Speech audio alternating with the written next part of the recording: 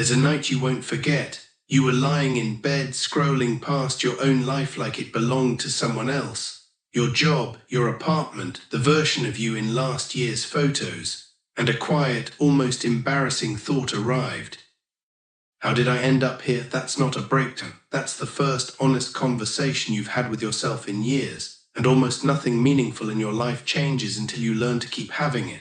There's a fantasy almost everyone carries that change, a breakup, a phone call, a TED talk at 2 a.m. That story feels right. It isn't true. Real change doesn't snap. It shuffles. It arrives as it didn't even realize you were making. A reply you didn't send. A door you didn't open. A thought you finally noticed you've been thinking on repeat for 15 years. You don't transform. You compile.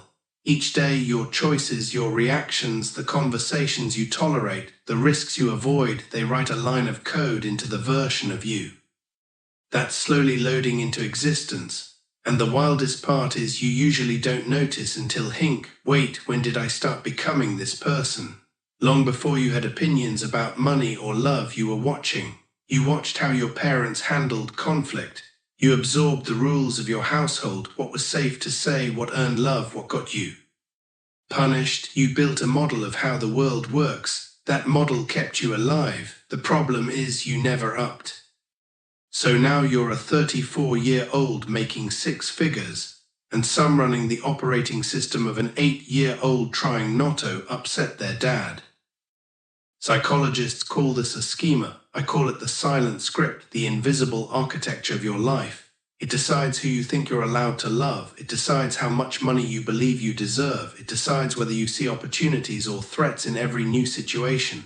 The first act of real transformation isn't taking action. It's catching the script in the act. You don't have to destroy it. You just have to read it. For most of modern history, we were told the brain you die with. That was wrong. Your brain is closer to wet clay. Every thought you thinepeat physically reshapes the structure underneath your skull. This is called neuroplasticity, and it's one of the most liberating discoveries in modern science. Every time you catch an old thought and replace it with a new one, you're literally rewiring a circuit. The old pathway weakens, a new one thickens. Over time. The thought that used to fire autumn airtime. You are not stuck. You are underwired for the person. Yuri conscious choice is a vote cast for the new circuit. That's not a metaphor, that's biology. If growth felt like a warm bath, everyone would do it. It doesn't. It feels like being in a room where the furniture got rearranged while you slept. That's not a bug, that's the feature. Discomfort is what it feels like when your old identity is losing its grip.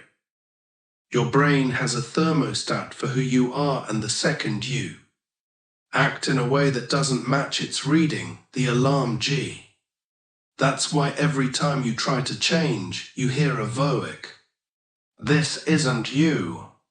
You'll never stick with this. Who are you kidding? That voice isn't wisdom. It's the old software running a compatibility check. The goal isn't to feel okay again. The goal is to get okay with not feeling okay while the new version of you gets installed. Almost every self-improvement plan starts with action. Money, you try it, you last a week, you fall back, not because you're weak, because you skipped step 1. Behavior doesn't create identity. Identity creates behave. If you still see yourself as someone who's bad with your brain will find clever ways to sabotage every system you build, because the system violates who you believe you are. But shift the identity first, even slightly, and the behavior arrives almost automatically. You don't say, I have to save. You say, I'm the kind of person who respects future me. You don't say, I should journal. You say, I'm someone wife. One is a rule, the other is a rebrand, and your brain or the new identity like a lawyer building a case. There's a kind of stuck that willpower can't touch. It's the person who reads every self-help book, listens to every podcast, builds the perfect morning routine, and still feels exactly the same inside. Why? Because underneath all of it, there's a quiet lie. Tess, I'm actually fine. Maybe next year. And at least I'm self-aware. These sound reasonable. They are not. They're perfect. Transformation has a prerequisite most people skip. Ready. Not the cruel kind, the kind that's gentle, specific, and away. Here's what I actually feel. Here's what I've been pretending isn't true. Here's what I'm afraid of. Once you name the lie out loud, it starts to lose its out. Question it, eventually ignore it, but you can't argue with something you won't admit. Almost every meaningful change you've ever made came with a phase that had no name. The months after the breakup when you didn't recognize yourself. The year after quitting the job when you weren't sure if. The strange season of recovery when something was clearly different, but you couldn't explain it. Psychologists call this a liminal space, from the Latin word for threshold. You are no longer who you were. You are not yet who you'll become. You are in between. This phase is not a detour. It is the journey. It's where your brain rewrites the story it tells about you. Every new sentence you say about yourself, spoken with feeling, starts laying down new hardware. I'm someone who follows through. I'm someone who can handle this. I'm someone worth knowing. You don't have to believe them at first.